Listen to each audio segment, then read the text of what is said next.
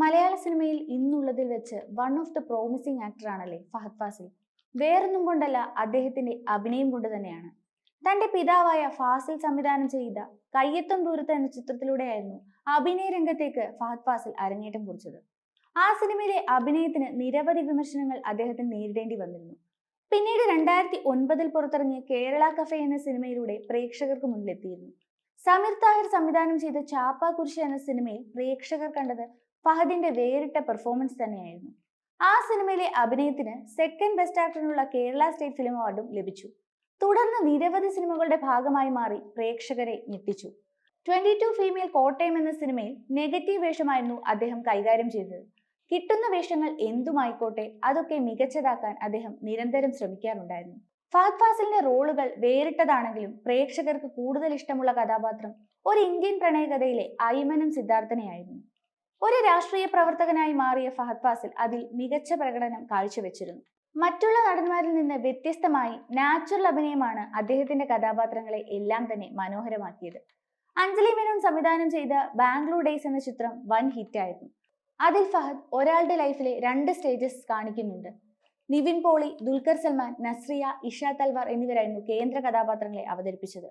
2014 പുറത്തിറങ്ങി ദിലീഷ് പോത്തൻ സംവിധാനം ചെയ്ത കോമഡി ഡ്രാമ ചിത്രമായ മഹേഷിന്റെ പ്രതികാരവും വൻ ജനശ്രദ്ധ നേടിയിരുന്നു. മനോജ് എബ്രഹാമായി ടേക്ക് ഓഫിലും പ്രസാദായി തൊണ്ടിമുതലും ദൃക്സാക്ഷി എന്ന സിനിമയിലും ഒരുപോലെ തന്നെ അദ്ദേഹം കഥാപാത്രങ്ങളെ മികച്ചതാക്കി. സറ്റൈറിക്കൽ കോമഡി ചിത്രമായ ഞാൻ പ്രകാശൻ എന്ന ചിത്രത്തിലെ പ്രകാശൻ എന്ന കഥാപാത്രത്തെയാണ് അദ്ദേഹം പിന്നീട് അവതരിപ്പിച്ചത്. തൊഴിൽ രഹിതനായ ഒരു ചെറുപ്പക്കാരന്റെ മാനസികാവസ്ഥയാണ് ചിത്രത്തിലുടനീളം പറഞ്ഞു പോകുന്നത്. അമൽ നീരജ് സംവിധാനം ചെയ്ത വരുത്തൻ എന്ന സിനിമയിലും ആക്ഷൻ സീൻസ് ഒക്കെ ഗംഭീരമായി അവതരിപ്പിച്ച ഫഹദ് ഫാസിൽ കയ്യടി നേടി. അദ്ദേഹത്തിന്റെ മറ്റൊരു ഫേമസ് കഥാപാത്രമായിരുന്നു കുമ്പളങ്ങി നൈറ്റ്സിലെ ഷമ്മി എന്ന കഥാപാത്രം. ഒരു സൈക്കോ കഥാപാത്രത്തിന് വേണ്ട എല്ലാ എക്സ്പ്രഷനും കൊടുത്ത് ആ സിനിമയിൽ തന്നെ മികച്ച വേഷമായി ഷമ്മി മാറിയിരുന്നു. പൊളിറ്റിക്കൽ ത്രില്ലറായ മഹേഷ് നാരായണൻ സംവിധാനം ചെയ്ത മാലിക്കിലും വ്യത്യസ്തമായ കഥയും കഥാപാത്രങ്ങളുമായിരുന്നു ഉണ്ടായിരുന്നത്. വേലക്കാരൻ, വിക്രം, വേട്ടയൻ തുടങ്ങി തമിഴ് ചിത്രങ്ങളിലും അദ്ദേഹം അഭിനയിച്ചിരുന്നു. മലയാളത്തിൽ മാത്രമല്ല, മറ്റു പല ഇൻഡസ്ട്രിയിലും അദ്ദേഹത്തിന് ആരാധകർ ഏറെയായിരുന്നു.